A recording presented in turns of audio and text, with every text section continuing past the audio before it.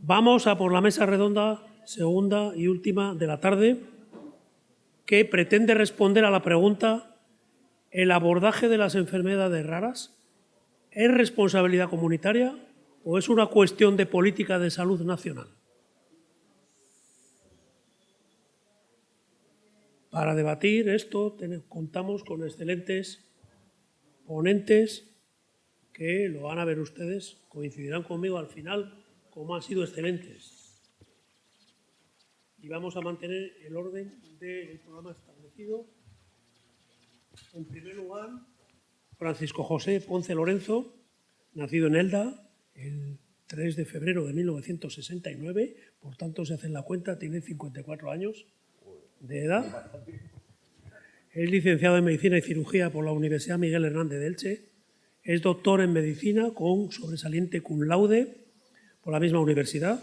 Es especialista en Medicina de Familia y Salud Comunitaria vía MIR en el Departamento de Salud de Elda, Alicante. Máster en Gestión Clínica y Dirección Sanitaria por el CEU Cardenal Herrera. Máster en Coaching Directivo y Liderazgo. Muy interesado en la docencia, ha sido tutor de estudiantes de medicina y de residentes de su especialidad durante más de 15 años. Además, ha colaborado como profesor en la Universidad de Alcalá, la UNH, en fin, en diversas universidades.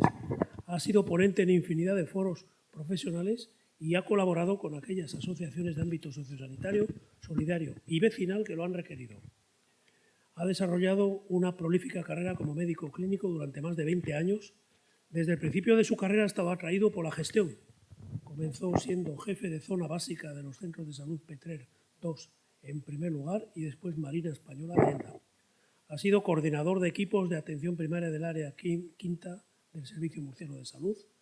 Su siguiente paso en gestión sanitaria fue como director médico del área quinta del Servicio Murciano de Salud. Desde febrero de 2021 a julio de 2023 ha sido director gerente del Servicio Murciano de Salud. Es un enamorado de las playas infinitas, de una buena lectura que le haga soñar y de compartir con los amigos un buen rato. Está casado con Mari Carmen y tiene 2 hijos, Lucas, de 22 años, y África, de 16 años, que son el motor y la ilusión de su vida. Pues muchas gracias. Paco, adelante. Muchas gracias, Pepe. La verdad es que ha sido una reseña muy larga, pero resumiendo muy bien lo que ha sido mi trayectoria y lo que es mi vida. Sí que es cierto que la pregunta que haces es una pregunta muy compleja. ¿Las enfermedades raras es un problema comunitario o es un problema de política nacional? Yo creo que de todo un poco, quizá. No se puede entender la política nacional sin una política de cercanía, que es una política más comunitaria, para poner en marcha y dar visibilidad a este tipo de problemas de salud. Sí que es cierto que yo entiendo, y habiendo sido gestor sanitario de un sistema de salud regional, entiendo sin ninguna duda que el Sistema Nacional de Salud, el Ministerio de Sanidad, debe tener un liderazgo coordinador, un liderazgo que coordine un poquito estas estrategias nacionales, supranacionales, que dirijan un poco cuáles son las políticas a hacer. ¿Por qué? Porque al final estas enfermedades raras o poco frecuentes son muy importantes para todos y si las cosas no hay un liderazgo claro desde lo que es el Ministerio, pues difícilmente la gente va a estar quieta. Todo el mundo va a querer en sus comunidades hacer algo sobre las enfermedades raras. ¿Qué pasa? Si no hay una buena coordinación a nivel nacional, pues uno trabajará, como se ha dicho en la otra mesa, en líneas de investigación que no sean vías muertas o vías de investigación a lo mejor que sean repetidas en otras comunidades.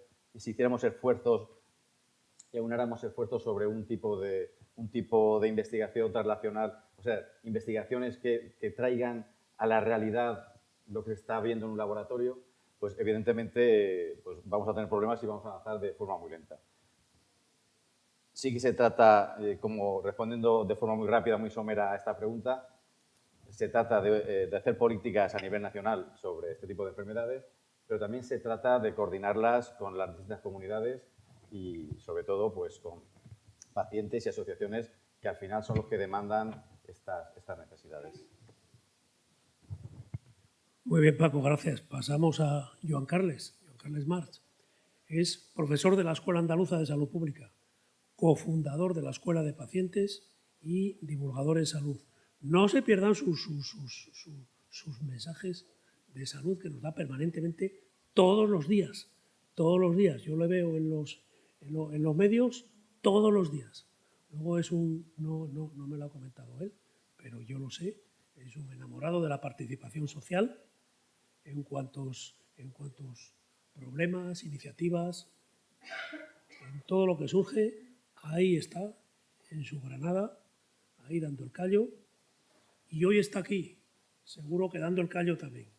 Adelante, Joan Carles. Pues nada, muchas gracias por la invitación.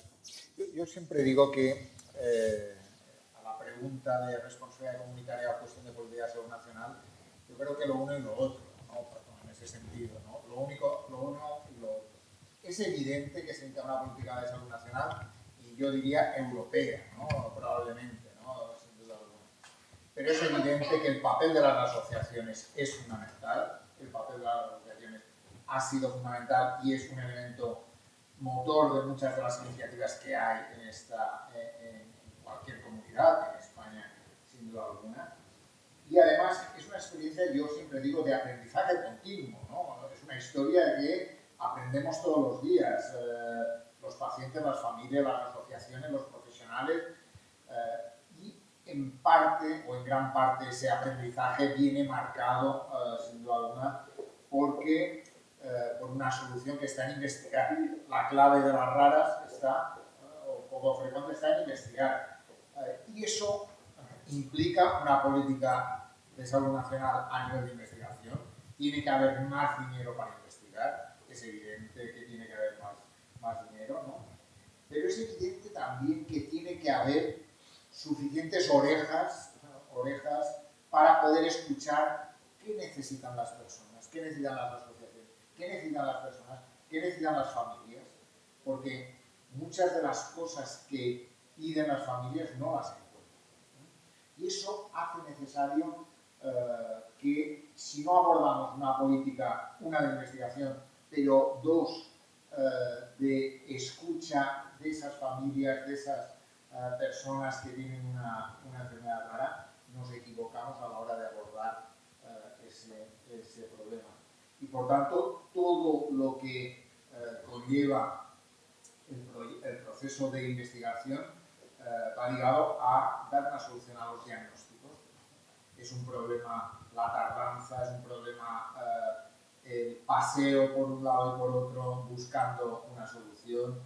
Es evidente que normalmente lo que nos encontramos son con peregrinos que van buscando soluciones en un lado u otro, viajeros permanentes en busca de diagnósticos y tratamientos, ¿no?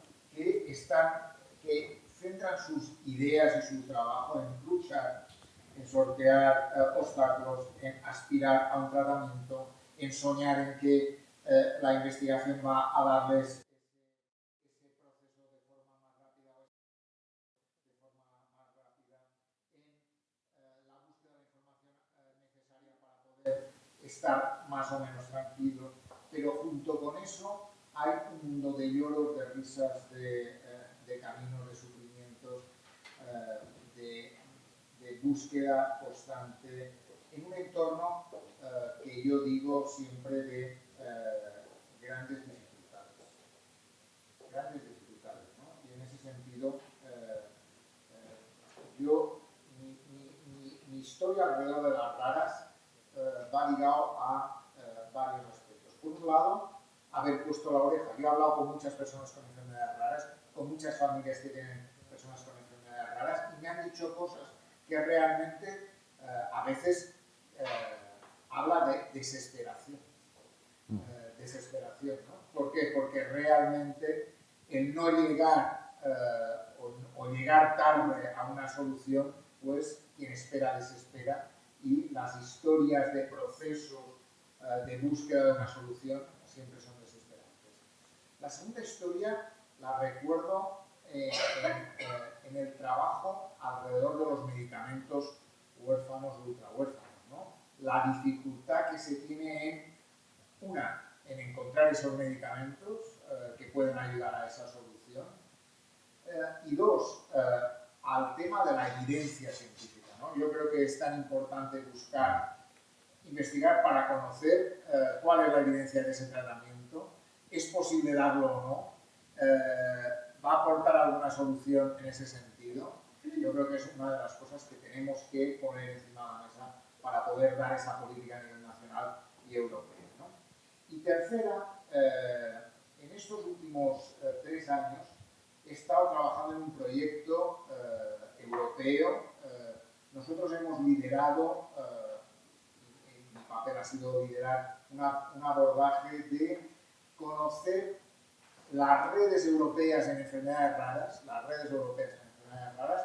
qué formación necesitan para poner en marcha guías de práctica clínica basadas en la evidencia que les permitiera abordar los problemas de las enfermedades raras, ¿no? Y la verdad que lo que hemos visto es que a pesar de ser redes en enfermedades raras y por tanto gente con conocimientos importantes, también con mucha falta de información, ¿no? Claro. Y eso me parece que es un elemento que implica la necesidad de políticas a nivel europeo en ese sentido, ¿no? Yo he hecho un proyecto europeo con redes diversas, con mundos diversos, ¿no? Pero ¿qué es lo que te dice? Necesitamos políticas europeas, necesitamos más formación a nivel europeo, necesitamos ahondar en ese sentido para poder ayudar a quien lo necesita, familias, pacientes, desde una perspectiva para poder romper esa búsqueda constante de desesperadamente búsqueda de esa solución de problemas. Muy bien. Muy bien, gracias. Vamos con Carlos Catalán, que es especialista en medicina familiar y comunitaria y desde 2012 es director asistencial del Grupo Rivera. Es responsable de la organización de la atención a los pacientes en los distintos ámbitos asistenciales y de la continuidad asistencial. Ayer hablaba con el presidente del Grupo Rivera, Alberto de Rosa, y me decía: no te preocupes, que nosotros estaremos en todos sitios que se nos requiera. Seremos pocos o muchos, pero estaremos en todos los sitios. Y hoy lo hemos comprobado. Hoy, solo un día después, ya hemos comprobado que el Grupo Rivera está en todos los sitios. Adelante, Carlos. Muy bien. Lo primero, agradeceros que nos hayáis invitado a participar en esta súper interesante jornada y también por conocer la provincia de Ciudad Real, que hay que venir a propósito para estar y conocerla. Y bueno, fantástico. No está en Nueva York, pero tampoco puede visitar.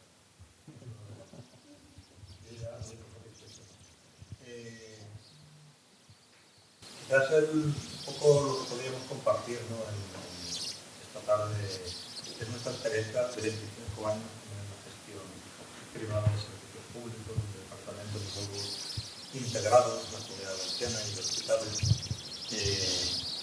Y también podría estar pues, como familiar de una paciente de mi madre con una enfermedad rara, que también podría contar en primera persona aquellas cosas que hoy se han comentado aquí y muchas más cosas que comentamos.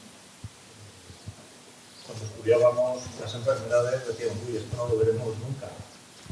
Estudiamos cosas que no nos van a servir para nada porque no las vamos a ver y resulta, bueno, un día te toca y son, bueno, en mi caso fue, con mi familia, fue algo, una enfermedad neurodegenerativa de rápida evolución y en 3 años pues acabó con su vida, ¿no? Quizás eso también una experiencia que me ayuda a ver con otros ojos el tema de las enfermedades raras y la visión un poco como grupo la incluimos dentro de lo que para el Ministerio hace 15 años fue la estrategia de cronicidad, de atención a la cronicidad, en la que las enfermedades raras o la Federación de Enfermedades Raras formó parte de esa comisión que preparó ese documento y que pretendía dar al Sistema Nacional de Salud una nueva visión. Queremos atender a los pacientes porque nos viene el tsunami que comentaba Carmen en el año 2035, son 35 años, crónica del envejecimiento. No hay que esperar el año 2035 para atender 13 millones de personas mayores. Que ya hay hoy, desde hace muchos años, áreas de salud, poblaciones que tienen más del 30% de su población es mayor.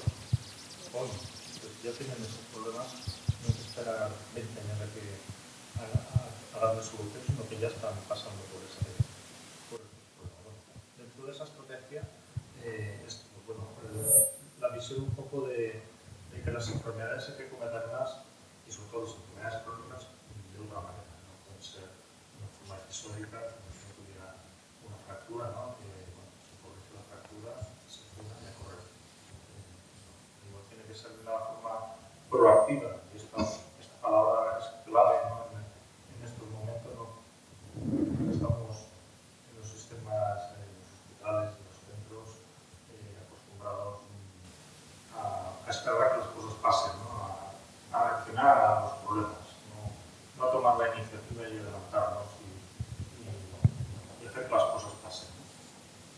Eso por una parte, y luego cuando vemos el reto de la responsabilidad, si es comunitaria o es de política nacional. Cuando veo un tema comunitario veo atención primaria, ¿no? Esta atención cercana al ciudadano y que en estos momentos está sufriendo por los recursos, por el desprestigio, por la pandemia que ha fundido los plomos a todo el mundo, por muchas circunstancias, pero sin una atención primaria coordinada con estos servicios de referencia en los hospitales que hacen estos diagnósticos tan impresionantes, ¿no? Pues al final el paciente y su familia pues van a sufrir, van a tener un diagnóstico estupendo, pero van a tener un cuidado pobre. Entonces necesitamos, ¿no?, que el diagnóstico vaya acompañado de un plan individualizado, personalizado de cuidados a partir del momento que se establece el diagnóstico. Y eso, en el 90% del tiempo, no se puede llevar a cabo en el hospital, se lleva a cabo en el hospital. Y esto supone un cambio de mentalidad, de cultura, de forma de trabajar, que nosotros hemos empezado a trabajar en algunas áreas de salud, y es algo que genera, por lo menos, mejor control de las enfermedades, menor utilización de recursos sanitarios y mayor satisfacción por parte de pacientes y sus familias. Pero agarrarme más porque luego habrá más oportunidades de contar otras. Muy bien. Silvia Quemada Hernández, licenciada en Medicina y Cirugía por la Universidad de Alcalá. Ha trabajado en todos los ámbitos públicos, administración local, en diferentes comunidades autónomas y en el Ministerio. Y ha sido subdirectora médica en Asturias y en Castilla-La Mancha y gerente durante la pandemia en el Hospital de Tomelloso, aquí cerca. Aquí al lado, somos vecinos. Desde el año pasado está gestionando medicina privada. Es máster en Dirección Médica por la Escuela Nacional de Sanidad y máster en Dirección de Administradores Sanitarias por ESADE. Cuando trabajaba en Administración Local era directora también de Servicios Sociales y ha formado parte del tercer sector trabajando como coordinadora sanitaria nacional de la Asociación Española contra el Cáncer. Adelante. Muy bien, pues nada, muy interesante todo lo que estamos contando y yo creo que, si me disculpas, yo me voy a levantar porque si me quedo sentada me falta el aire. Vamos a ver, yo creo que vamos a aprovechar que es la última intervención y vamos a ver, la pregunta está clara. Vamos a aprovechar que tenemos este público tan amplio y vamos a preguntar al público. Levantad la mano, ¿cuántos creéis que es una responsabilidad comunitaria? Vale, perfecto. Muchos, casi todos. ¿Cuántos creéis que es una responsabilidad sanitaria? Oh, pero me habéis fundido la pregunta, porque ahora la pregunta era ¿cuántos creéis que es una responsabilidad comunitaria y sanitaria? Venga. ¿Allí Tamara también? Venga, vale. Y ahora lo voy a complicar un poquitito más. Oh, perdonadme que doy la espalda, pero es que si no... ¿Quién creéis, creéis alguno, que también se puede repetir, que es una responsabilidad sanitaria comunitaria y de servicios sociales. Vale, perfecto. Muy atentos habéis estado. Bueno, esta era mi reflexión, porque la pregunta, bueno, las tenemos aquí y además viendo la gente que estamos, pues todos tenéis una opinión formadísima y estupendísima y validísima y todos estamos de acuerdo, ¿no? Que es una responsabilidad de todas las sanitaria, participativa y también una responsabilidad de servicios sociales. Hace poquito leí un artículo de una mujer que tenía un pseudosantoma elástico.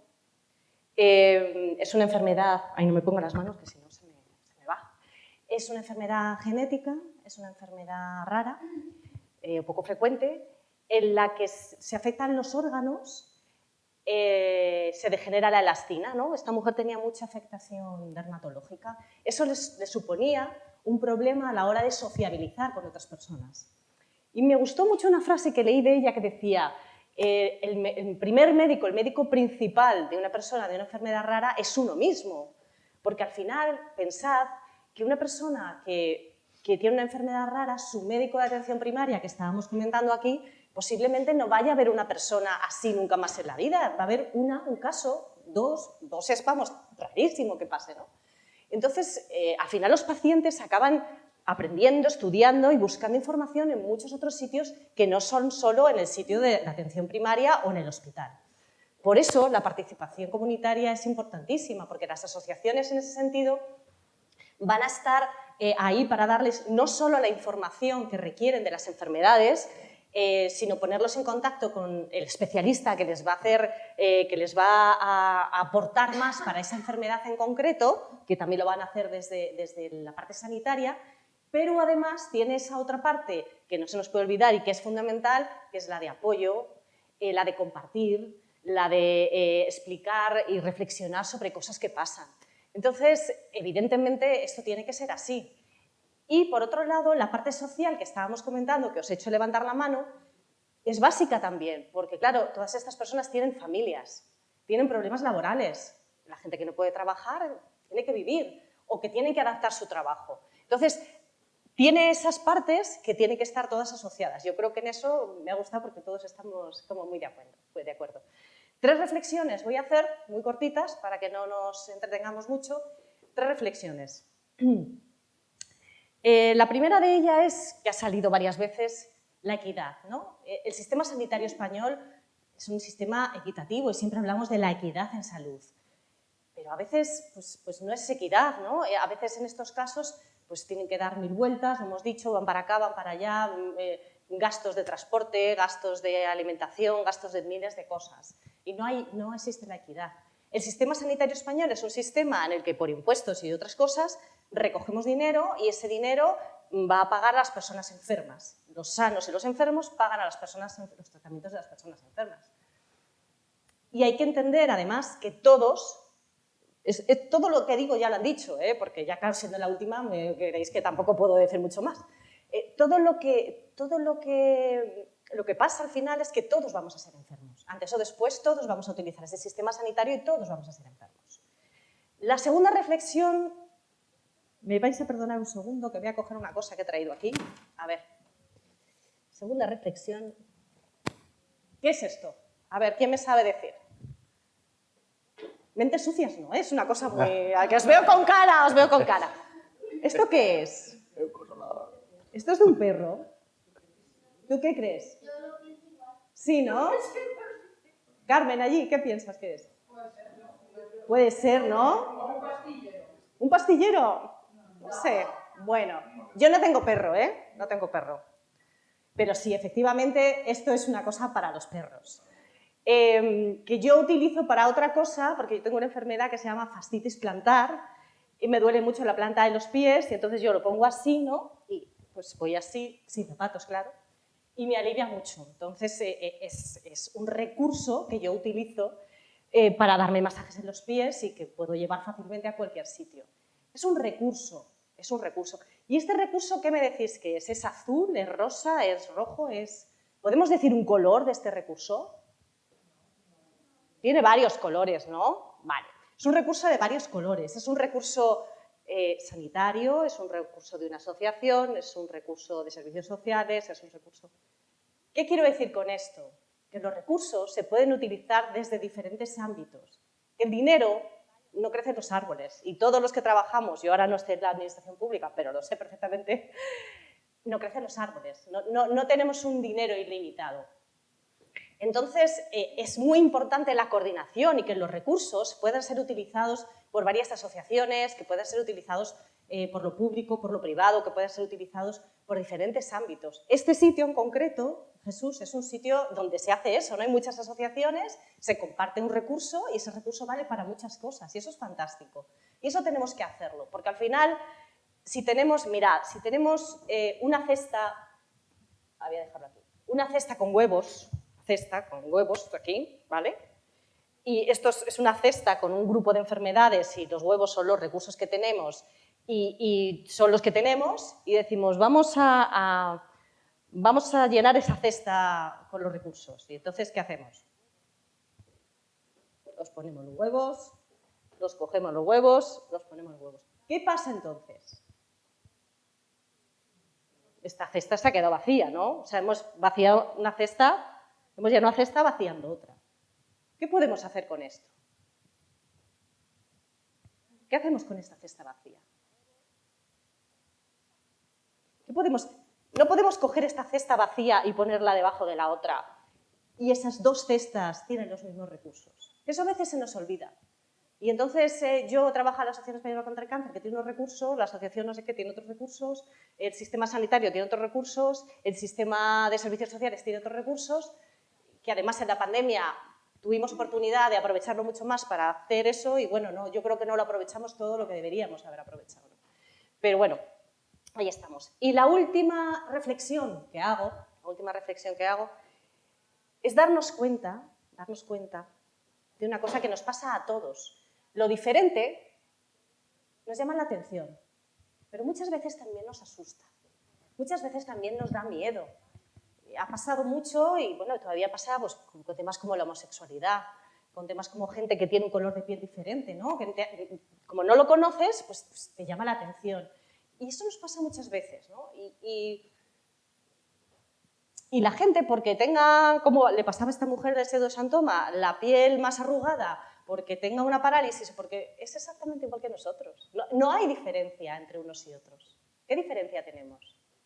¿Qué es lo que queremos todos, al final? Que nos quieran y ser queridos. Y ser aceptados. Al final es lo único que queremos todos. Querer que nos quieran y que nos acepten. Entonces yo, con esta pequeña reflexión, hago simplemente un alegato final pidiéndoos a la sala y a la gente que nos esté escuchando por ahí fuera que cuando veamos una persona diferente, nos quitemos la venda y veamos a la persona. No veamos que tiene una discapacidad, que le pasa algo, que tiene la cara diferente, que tiene otro color. Vale para todo, porque al final esas personas son iguales que nosotros. Lo único que queremos todos es que nos quieran y que nos acepten. Muchas gracias.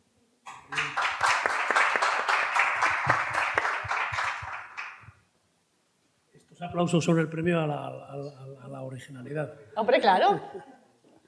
No, ¿alguien de vosotros quisiera contestar a alguien de vosotros?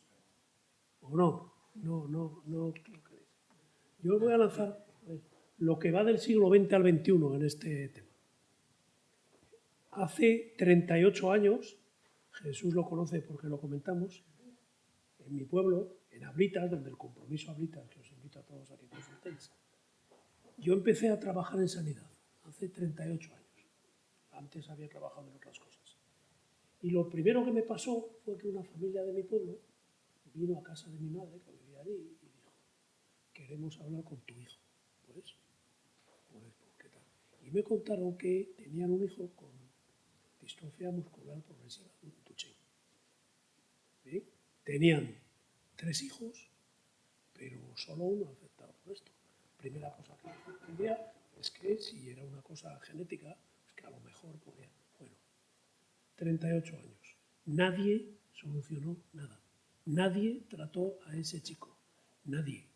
Iba viajando por los hospitales de Navarra, que ya eran significados, porque estaba la Clínica de la Universidad de Navarra, estaba el Hospital de Navarra, de la Diputación, etcétera, cosas así, nadie.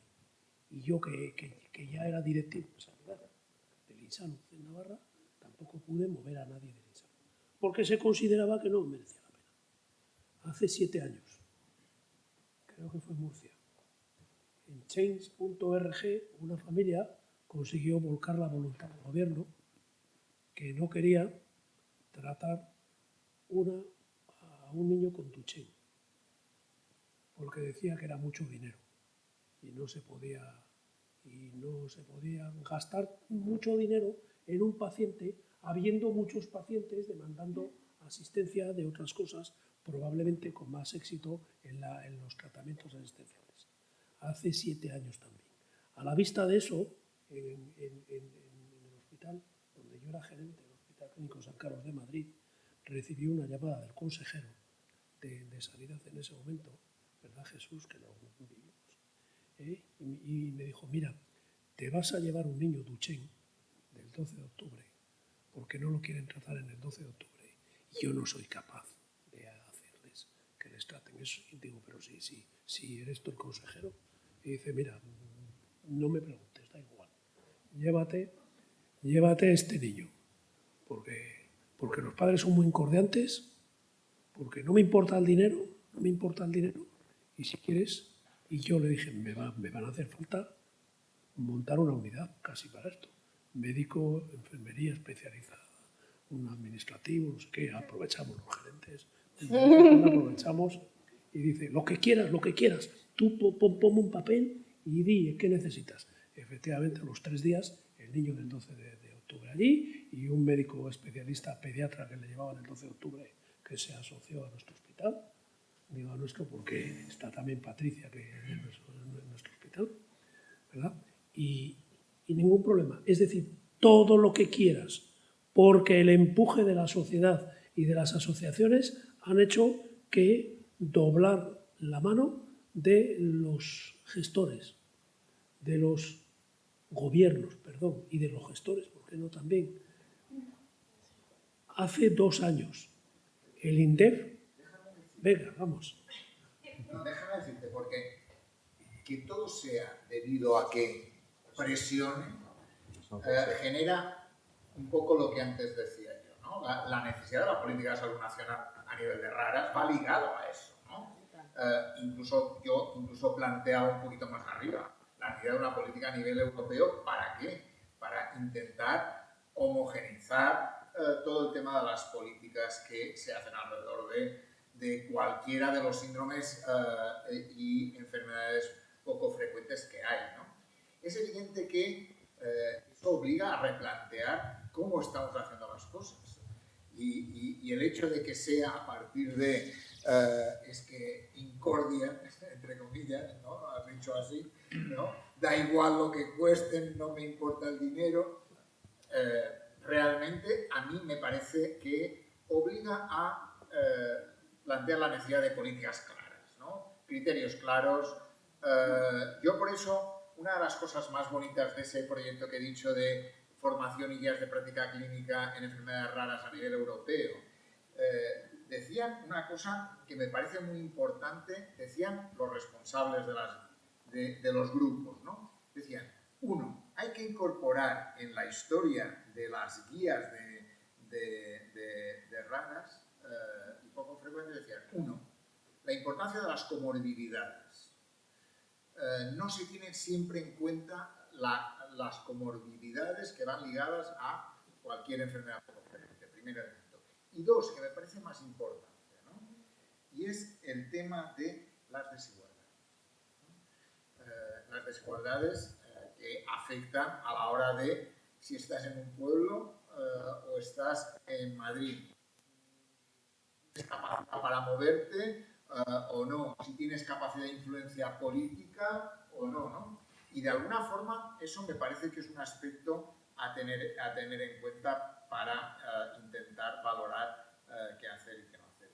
Y planteaban además algunos aspectos de fortalezas y debilidades que me parece que pueden, analizando esa gente que digo con experiencia a nivel nivel europeo, decía, una, ¿qué es fortaleza? La experiencia profesional que tienen muchos profesionales importante, ¿no?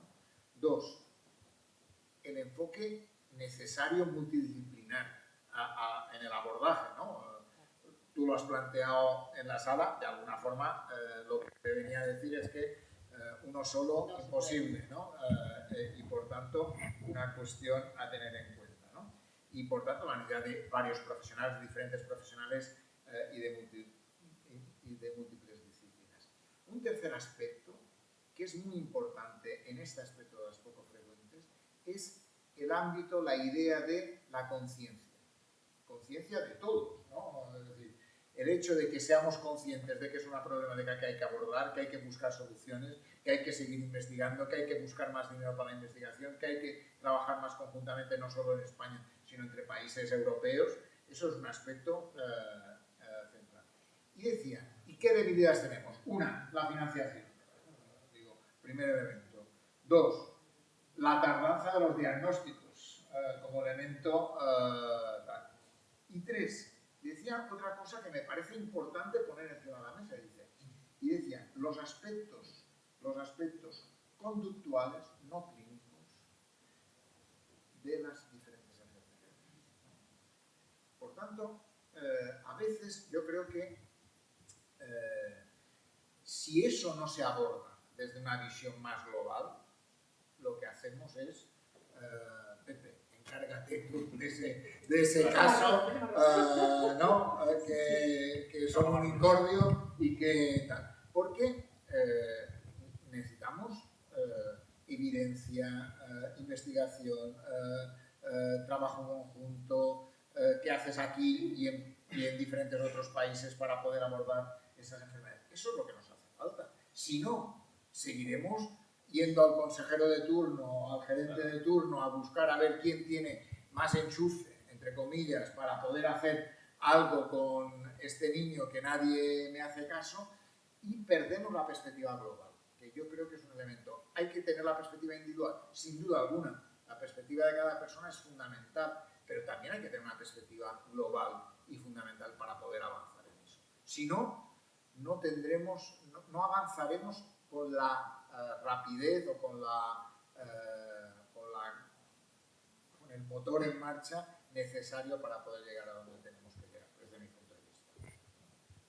Paco, Silvia, Carlos, ya hemos lanzado el toro al ruedo y ahora hay que ponerlo. Lo que estabas comentando es fundamental. Cuando la N es muy pequeña, en este caso es lo del registro que comentaban en la mesa anterior y lo de que haya una coordinación a nivel europeo o a nivel internacional, ya digo, pero bueno, europeo, no vamos a ser tan ambiciosos, ¿no? Ya con europeo nos conformamos, ¿no? Al haber una N tan pequeña sería la única manera realmente buena de poder abordar las cosas con un número de pacientes de cada una de estas enfermedades que pudiera realmente trabajar con una investigación y trabajar con una N que pudiera darnos unos resultados en cada una de ellas.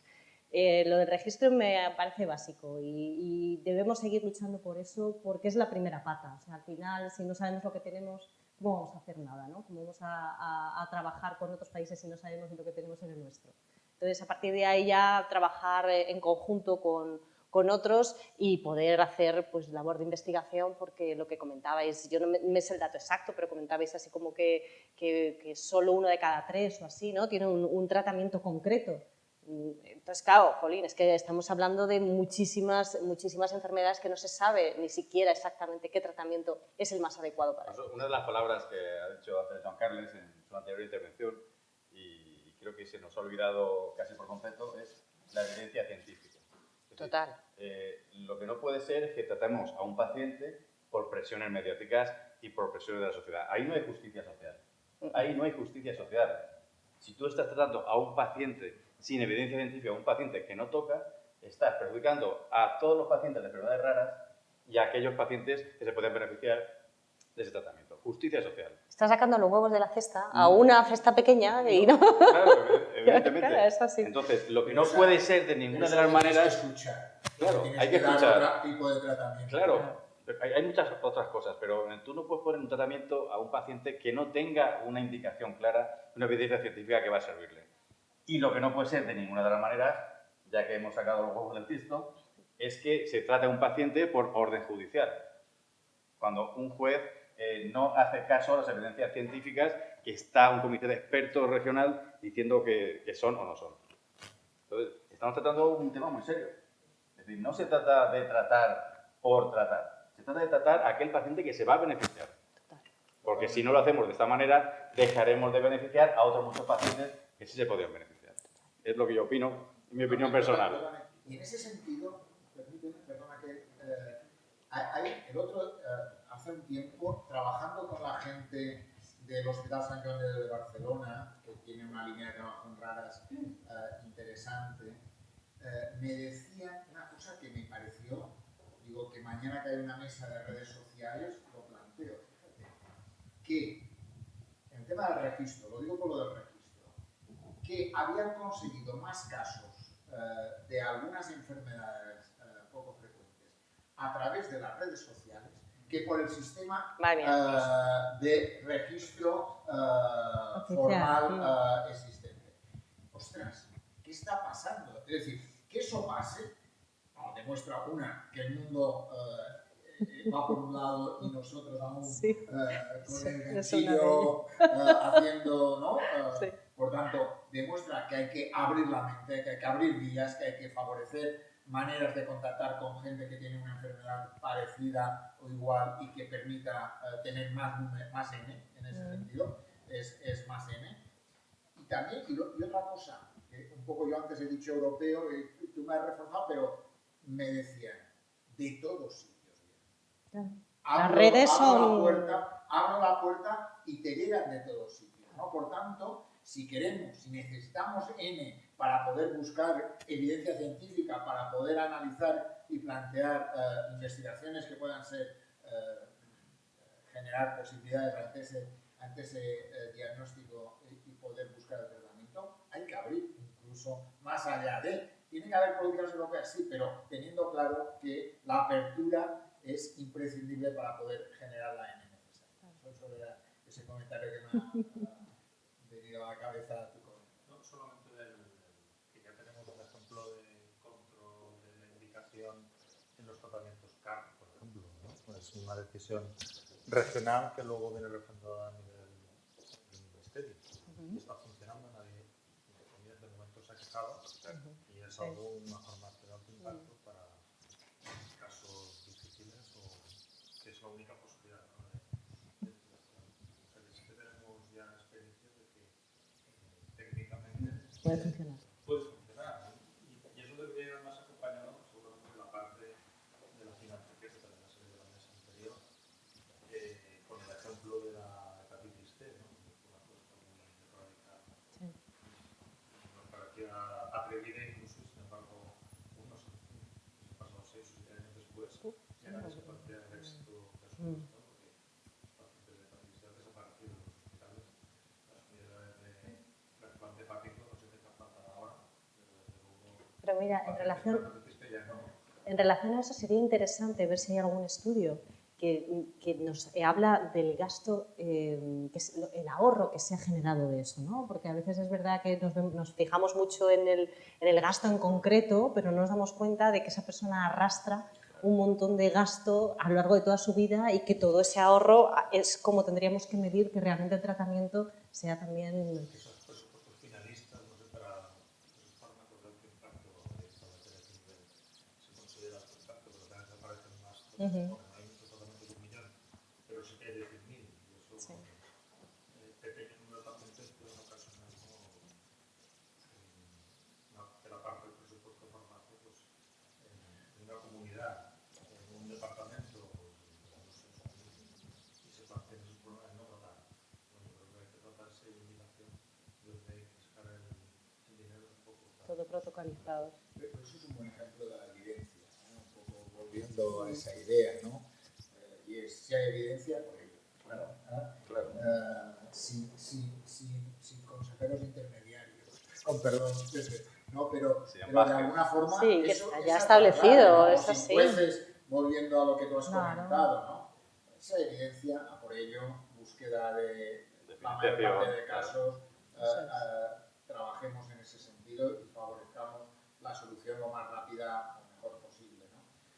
El problema es también una cuestión que tenemos que poner encima de la mesa es cuando hablamos de responsabilidad comunitaria, de papel de las asociaciones, de presión de personas que tienen necesidades, necesito hacer algo, ¿qué hago? ¿Cómo? No hay tratamiento, no hay alguien ha dicho que investiga algo en no sé dónde, pero la clave es tener claro cuál es el proceso, cómo lo hacemos, cuáles son los pasos que hay que dar, porque si no, estamos generando por un lado esa sensación de que nunca llegamos a mucha gente y que por otro lado no damos a quien necesitamos darle el tratamiento adecuado. Y yo creo que a veces ni hacemos ni A ni B, cuando está claro que deberíamos hacer A y B, pero teniendo claro que en cada caso hay soluciones diferentes para poder abordar las dos opciones de tratamiento con evidencia o no tratamiento con evidencia. Fijaos que del siglo XX al XXI, en definitiva, hemos pasado de hablar de presión, de esto me lo vas a dar, toma, haz esto, que si no me van a pillar la prensa, etcétera, a hablar de acceso, investigación, pacientes, gobernanza. ¿Cuál es el papel de los pacientes en la gobernanza del sistema matizada por la investigación y por el acceso? ¿Cómo lo veis esto? Luego preguntaré sobre el valor. Pero ahora... de los pacientes en la gobernanza es pobre. Pobre, por decir algo, ¿no? Vamos, yo creo que, es decir, creo que la necesidad de avanzar en una mayor papel de los pacientes en la gobernanza de los centros sanitarios me parece un elemento esencial. No estoy hablando, por ejemplo, servicio regional, me parece que hay otras vías que plantear, pero los centros sanitarios, los hospitales y centros de salud tienen que tener un papel más claro, digo, no solo en una comisión de participación en la cual los reunimos en algún momento, sino tiene que haber un papel más claro, ¿no? Creo que si no avanzamos hacia ahí, creo que antes se hablaba de centro del sistema, centro del sistema en los papeles, poco en las realidades, porque ya sé que es difícil la acción, pero la necesidad de avanzar hacia eso, sin duda alguna. Yo trabajo con pacientes, Uno de mis proyectos que me inventé, que he hecho y que durante 15 años he trabajado en él, medio dirigí la Escuela Andaluza de Salud Pública, pero eso fue un pequeño paréntesis. Hay pacientes que tienen una capacidad para poder ayudar a la gobernanza de centros sanitarios impresionante, pero como son pacientes no terminamos de ponerles en tal, ¿no? Y es evidente que hay gente con capacidad para poder hacerlo. La clave, busquemos la forma, trabajemos hacia ahí, pero yo creo que es algo que o avanzamos, porque el mundo nos llevará ahí, sin duda alguna. Hay que querérselo. Lo que está diciendo Joan Carles hay que querérselo. Pero andar se aprende andando. Yo he andado mucho en la región de Murcia cuando estoy con las responsabilidades de gobernanza. En la gobernanza directa, desde luego, los pacientes no tienen nada que hacer. Pero sí de forma indirecta. Por ejemplo, yo te daré un ejemplo. Dentro de mi comunidad, lo que hicimos, monté un consejo asesor de diabetes. Gracias a este consejo asesor de diabetes, que se fundieron o se juntaron todas las asociaciones de diabetes de la región, pusieron encima de la mesa la necesidad de que una comunidad autónoma financiara los sensores flash para el manejo de las glucemias.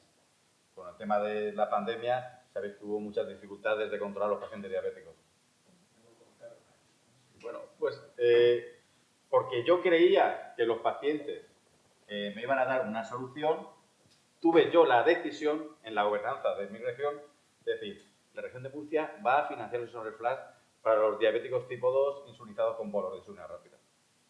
Y eso fue porque alguien creyó que los pacientes sí que tenían mucho que decir en la gobernanza de un presupuesto de una región, Pues ahí está. Hay que querérselo. Por eso que voy a decir, hay que querérselo. Y andar se aprende andando. Es decir, yo sí que he podido hacer esto porque he creído que los pacientes son muy importantes para que me digan de qué forma voy a gestionar los caudales públicos. Hay que estar ahí. Pero eso es una buena experiencia. Claro, por eso la he querido trasladar. Y en ese sentido, yo estoy de acuerdo, se aprende andando, ¿no? Y está claro que si no te equivocas, si no te caes, si no ves que haces A y dices, uy, deberíamos haber hecho B, está claro que no avanzamos, ¿no? Pero hay mucho por avanzar ahí. Claro. Es decir, lo que tú has hecho, además me lo contaron, me lo contó alguien que estuvo ligado a ese proceso, dice, me parece fundamental. ¿Por qué? Porque de alguna forma les han dado voz, te han dicho cuáles son sus necesidades, han planteado posibilidades de hacerlo y tú has dicho, venga, para adelante. Esa es la clave, ¿no? Pero eso debería catapultar a que se pudieran hacer otras opciones, ¿no? Es evidente que con otros tipos de pacientes se pueden plantear otras cuestiones, no con los sensores, pero con otras historias, ¿no? Y la clave es que se pueden hacer, ¿no? Estoy de acuerdo. Hay que ampliar esas experiencias, hay que ampliarlas y en la macrogestión hoy en día no se puede entender sin escuchar a los pacientes. Además es que hay una cosa que justo acababais de comentar y me parece que es fundamental. Si no lo hacemos, las redes sociales lo van a hacer. Quiero decirte, estamos ya por detrás de lo que la sociedad está. Y al final los grupos que estamos diciendo, fenomenal, si no lo hacemos, pues la gente se organizará en las redes, empezará a hacer grupos, empezará a presionar por otro sitio y nosotros como gestores debemos ser los que lideremos ese proceso, no estar por debajo de lo que la gente vaya haciendo, moviéndose y vamos como detrás. No, entonces es básico porque si no al final nos van a arrastrar. El tema de las redes yo creo que es ruido. Ese ruido hay que quitarlo muchas veces y empezar a escuchar la música, y la música nos la van a dar a eso me refiero. las asociaciones de pacientes y los pacientes en sí. A eso me refiero, pero si no lo hacemos solo va a haber ruido. El ruido hay que quitarlo. Claro, entonces si tú no atiendes un problema, el problema se soluciona o se medio soluciona por otro sitio. Entonces es que es básico, que haya música y no ruido. Y es una solución más bizarra, ¿no? Es una solución más... Total, porque ya una vez que se enreda y que tal, y que hay que hacerlo bien. Tú antes lo has planteado y es una cuestión sanitaria, social. Fijaos, analizando la historia de las enfermedades poco frecuentes, solo 1 de cada 10 no necesita ningún tipo de apoyo. Solo 1 de cada 10 no necesita ningún tipo de apoyo. Eso significa que desde la administración nos tenemos que plantear de qué manera podemos ayudar a esa gente que necesita apoyo, ¿no? Porque dice, por tanto, 9 de cada 10 necesita apoyo, 9 de cada 10 necesita apoyo. Pero fijaos, es decir, mucha gente, muchas veces son los padres, los familiares en general, pero también es verdad que hay otro mundo en el cual no llegamos, ¿no? Y tenemos que plantearnos de qué manera podemos ayudar a que incluso esos padres, esos familiares, esos abuelos, puedan tener momentos de salida, de cuidarse a sí mismos, cuidado del cuidador de es reposo, importantísimo. en ese sentido, para poder avanzar. Y en ese sentido también forma parte de las cosas que desde las administraciones públicas tenemos que plantear para estas enfermedades. Es decir, si lo planteamos, lo digo por un poco ampliar el punto de vista, ¿no?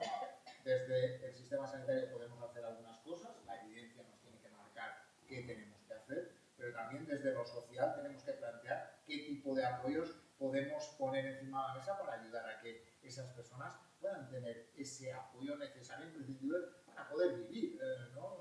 Yo estoy de acuerdo con lo que estás diciendo y además creo que es importante tener claro que deberíamos de quitarnos el endiosamiento ese que tenemos los sistemas sanitarios.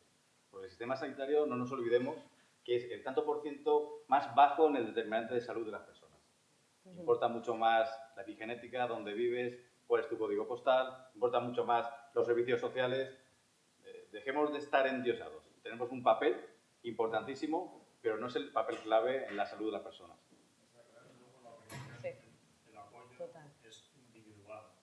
Para la misma enfermedad, las necesidades de unos pacientes son diferentes de otros. Por lo tanto, ya lo comentaba también en la charla anterior, centrarnos, ¿no? en atención en las necesidades.